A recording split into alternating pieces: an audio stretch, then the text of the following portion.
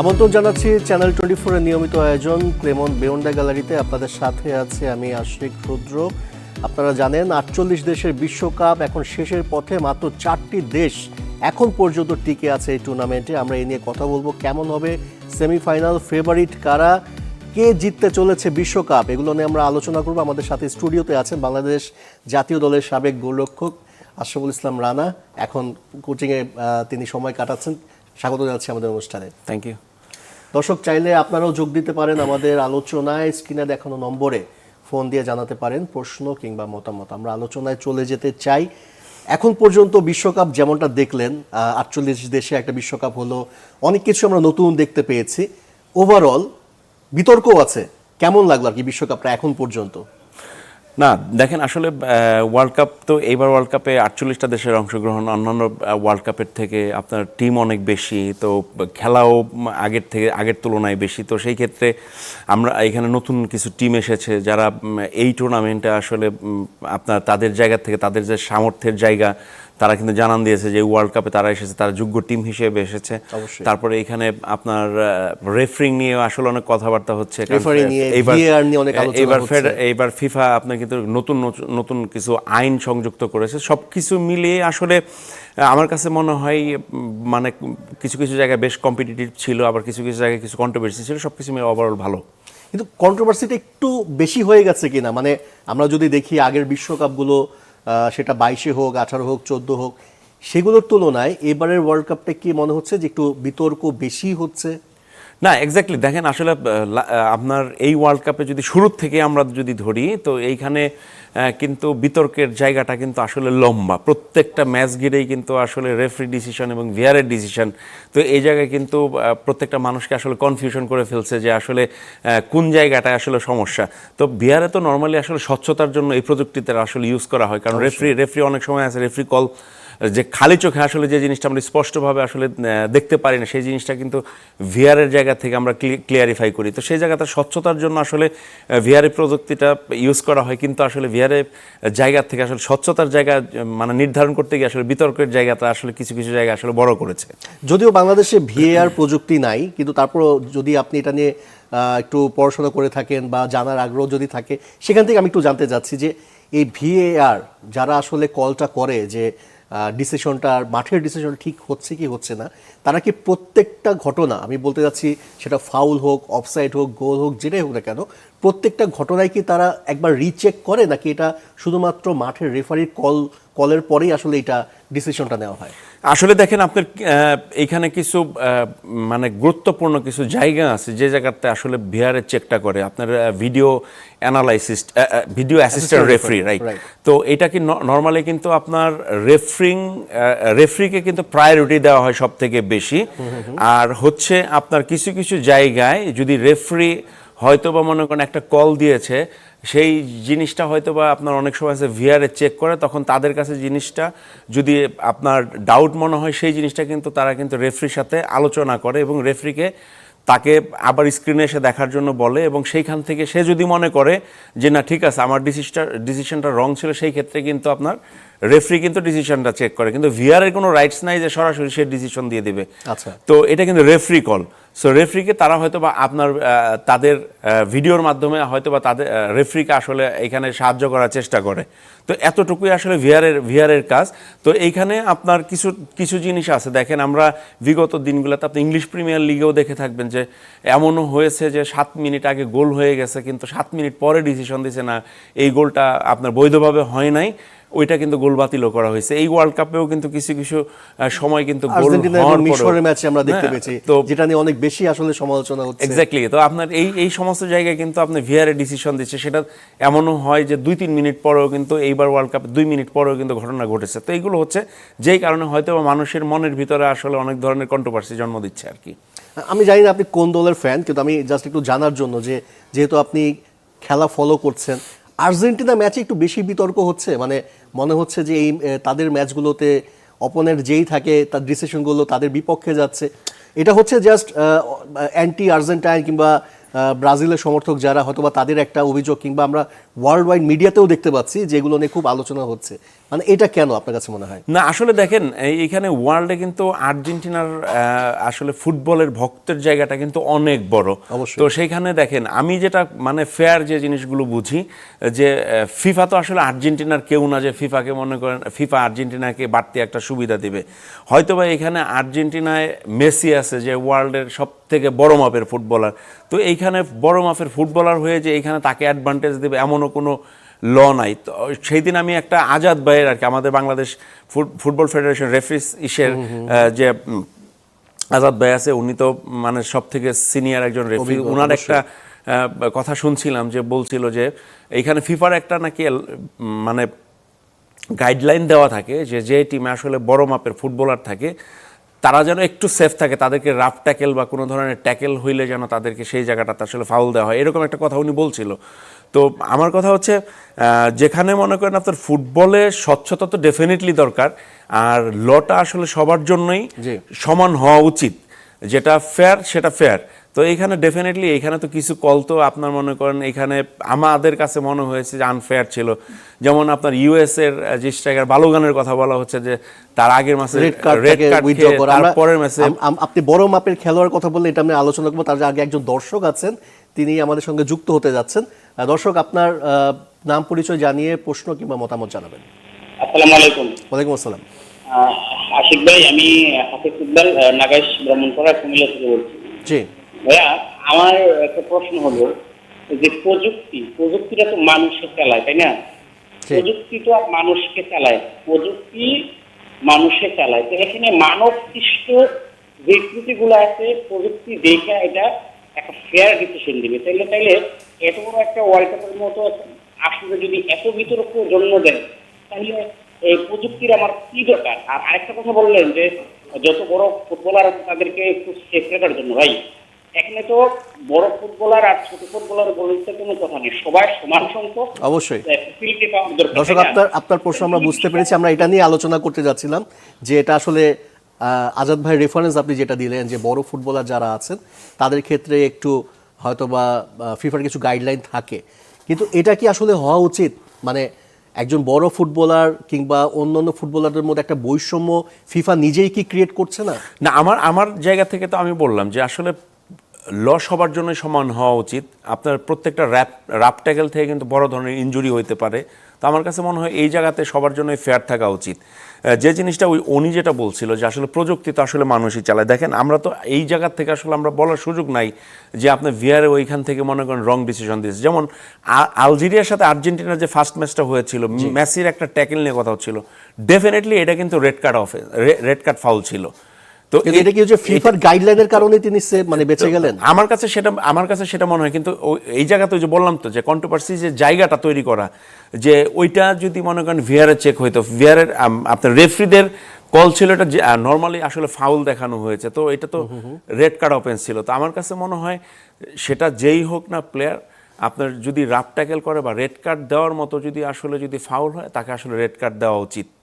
অবশ্যই। এবং এই বিশ্বকাপে আরেকটা ব্যাপার আমরা দেখতে পাচ্ছি, কন্ট্রোভার্সি বাদ দিয়ে যে গোলরক্ষকদের একটা বিশ্বকাপ হতে যাচ্ছে, মানে এখন পর্যন্ত সোফার আমরা সেটাই দেখতে পাচ্ছি যে গোলরক্ষকরা খুব ভালো পারফরমেন্স করছে।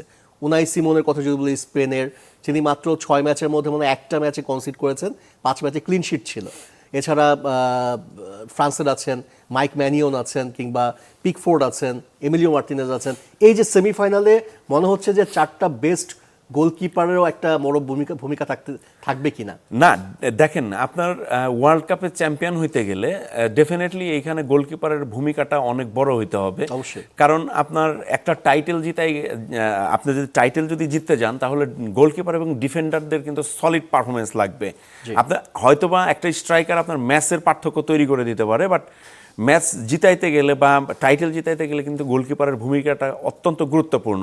আপনি এই ওয়ার্ল্ড কাপ জুড়ে কিন্তু ম্যাক্সিমাম টিমের গোলকিপারদের পারফরমেন্স ছিল আউটস্ট্যান্ডিং।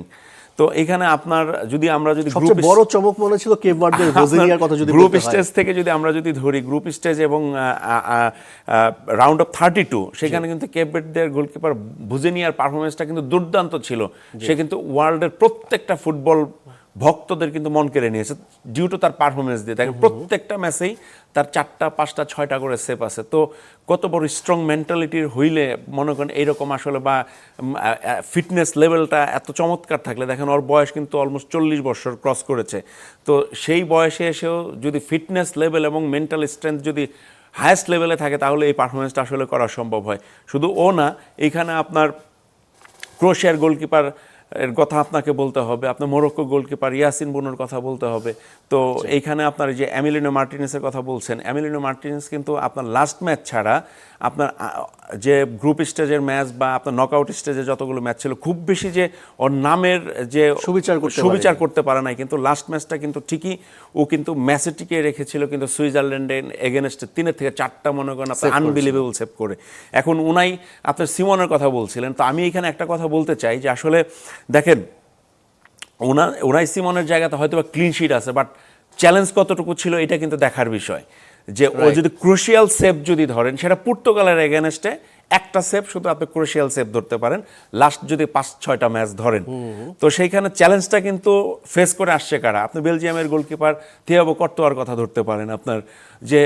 আপনার বেলজিয়াম টিমটা তো স্পেন ফ্রান্সের মতো না, বাট ওরা প্রত্যেকটা ম্যাচে কিন্তু ফাইট করে কিন্তু আপনার রাউন্ড অফ 16 বা রাউন্ড অফ 8-এ চলে আসছিল। তো সেই জায়গার থেকে আপনি দেখেন ওদের পারফরমেন্সটা দেখেন।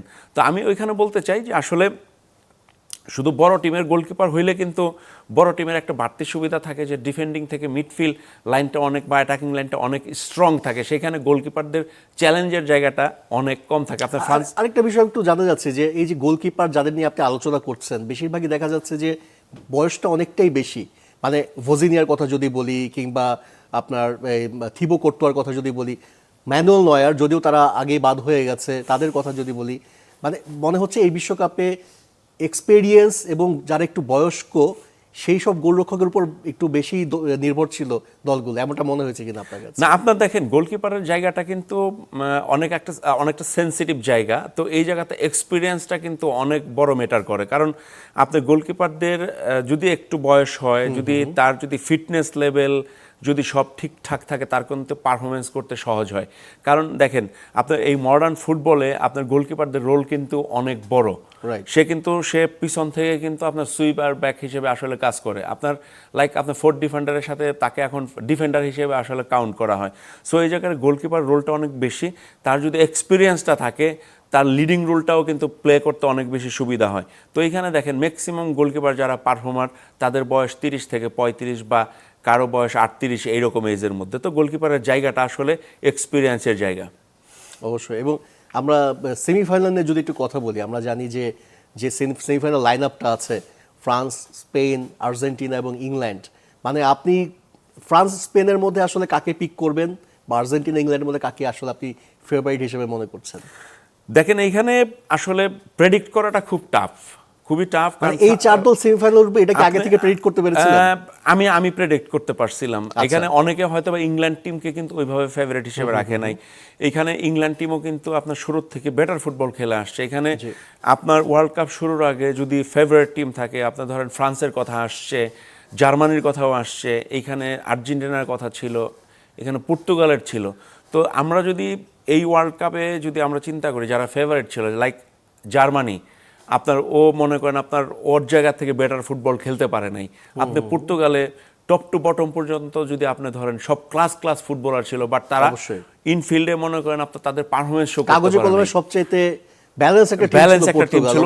মানে সবগুলো world cup, previous world cup যদি ধরেন হিস্ট্রিতে, আপনার এই পর্তুগাল স্কোয়াডটা এই ওয়ার্ল্ড কাপে বেস্ট মনে করেন স্কোয়াড ছিল। তারা কিন্তু তাদের জায়গায় মাঠে কিন্তু পারফরমেন্স শো করতে পারে না। দ্যাটস ওয়াই তারা কিন্তু আপনার রাউন্ড অফ 16-এর উপর আর যাইতে পারে নাই। সো এখন দেখেন এইখানে যারা আসছে, আপনি যদি র্যাঙ্কিংও বিশ্লেষণ করেন, 1 থেকে 4 নম্বর র্যাঙ্কিং মধ্যে 4টা বেস্ট 4টা দল। একজন দর্শক আছেন, আমরা আরেকবার দর্শকের সাথে যুক্ত হতে যাচ্ছি। দর্শক, আপনার নাম পরিচয় জানিয়ে প্রশ্ন কিংবা মতামত জানাবেন।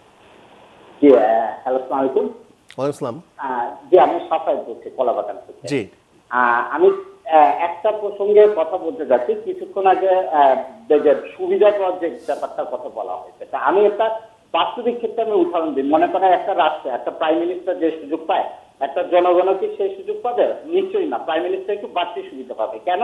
কারণ তিনি সেটা তার যোগ্যতা দিয়ে ডিজার্ভ করেন। তো ঠিক খেলাধুলার ক্ষেত্রে আমি ভাইয়ের সাথে এখন ল এক হওয়া উচিত, কিন্তু কিছু কিছু ক্ষেত্রে অঘোষিত ভাবে এটা চলেই আছে। যেমন মনে করেন পাড়ায় যদি কোনো অফেন্স ঘটে, আপনার যে ক্রিমিনাল সে অপরাধ করুক নাহলে করুক, আপনি তাকে ইনভেস্টিগেশন করবেন, এটা স্বাভাবিক। দর্শক, আপনার প্রশ্ন আমরা বুঝতে পেরেছি। তিনি আসলে যেটা বলছেন যে মেসি কিংবা বড় তারকাদের ক্ষেত্রে একটু নিয়ম এদিক সেদিক হতেই পারে, ল এক থাকলেও হয়তো তাদের প্রতি মনোভাবটা একটু পরিবর্তন হতে পারে। আমরা আরো আলোচনা করব। দর্শক, একটা বিরতির সময় হয়ে গেছে, থাকবেন আমাদের সঙ্গে। নিচে একটা বিরতি।